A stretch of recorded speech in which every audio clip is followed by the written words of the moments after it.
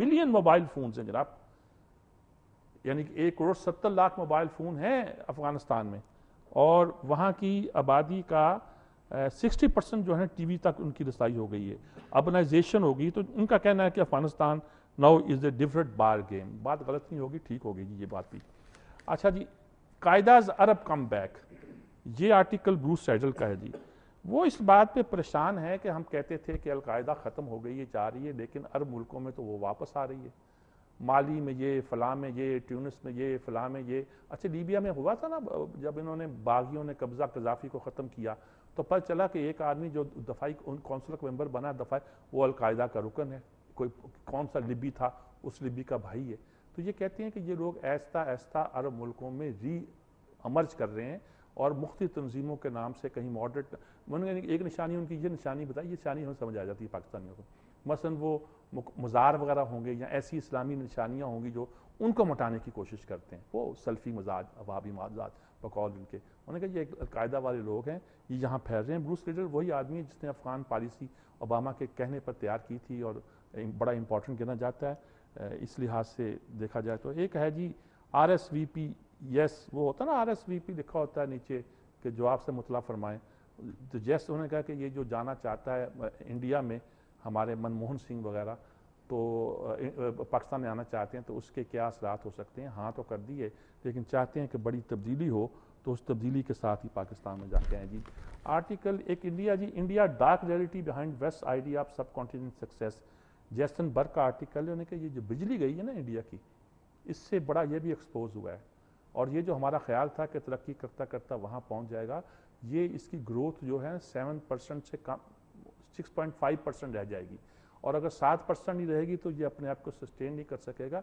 बहुत से मसाइल इंडिया के बारे में जो अभी प्रेडिक्शन कर रहे हैं, ये लोग कहते जा रहे हैं कि 10 साल में यहाँ पहुँच गया, 20 साल में दुनिया को लीड कर लेगा, वो होने वाला नहीं है। ये बिजली ने जो अंधेरा छाया है, इससे बहुत से वाक़यात पैदा हुए हैं। फ्रेडमैन का आर्टिकल तो जो आज सिर्फ नेचुरल गैस पर है, अमेरिका भी शायद CNG पे जा रहा है, और बड़े खुश हैं ये CNG पे जाने पे। हमारा हाल इंसार हुसैन का तो गालिब और आम है। आमर खाकवानी जो हैं, ये भी हमारे ख़ास तौर पे वो जो 7 इम्पॉर्टेंट हैबिट्स वगैरह का राइटर है, उसके हवाले से भी, और बच्चों की तालीम के बारे में। अफ़गान की मुश्तिल ख़ान नाम ही काफ़ी है। बहरहाल आर्टिकल में यहीं रोकता हूँ, कोई कॉल्स लेते हैं और बात करते हैं कि आप लोग क्या कहना चाहते हैं और क्या गुफ्तगू है आपकी तरफ से। जी अस्सलाम वालेकुम जी। वालेकुम सलाम मीर साहब। वाह अस्सलाम जी।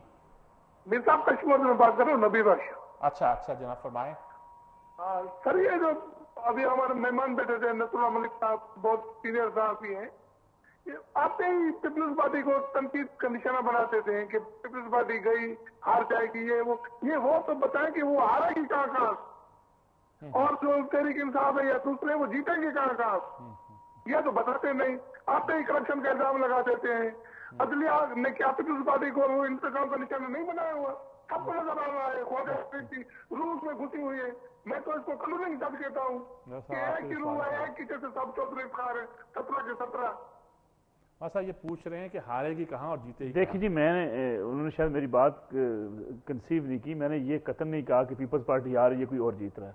मैंने कहा देखें, सूरत हाल ये है कि ये तासर देने की कोशिश की जा रही है कि राइट का वोट तकसीम होगा और पीपल्स पार्टी जीत जाएगी। मैं तो ये कहा कि कुछ लोग इस बात पे लगे हुए हैं, पीपल्स पार्टी की अगर कारकर्दगी बड़ी अच्छी है, आवाम के पास जाएगी तो जाके जीत जाएगी। बाकी रही बात जो उन्होंने कहा कि लेकिन कारकर्दगी आवाम के सामने है, बहरहाल मैं ये भी बता दूं। बाकी उन्होंने कहा जी करप्शन के केसेस किसी अदालत ने तो नहीं बनाए, करप्शन के केसेस किसी साफी तो नहीं बनाए। क्या मूसा गिलानी के जो एफिडेविट केस है, हनीफ अब्बासी के खिलाफ भी केस बना है, वो तो मुस्लिम लीग नून से ताल्लुक रखते हैं। इसलिए मैं समझता हूँ हामिद सईद काज़मी साहब जो वजारत मजहबी अमूर जिनके पास थी कि वो केसेस किसी ने अपनी जातियात की बिना पे बनाए थे।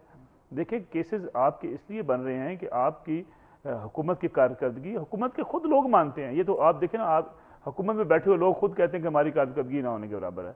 तो मैं समझता हूँ कि ये एक तासर पैदा होता जा रहा है, और तजिया भी इसी सूरत हाल का किया जाता है कि पीपल्स पार्टी के पास आवाम के पास जाने के लिए 4 सालों की कारकर्दगी तो दिखाने के लिए कुछ नहीं है। अच्छा, ये आगे आवाम का फैसला। जी जी, एक कॉल और है, लेते हैं जी, उसके बावजूद आवाम साथ दे दें, कुछ नहीं कहा जा सकता।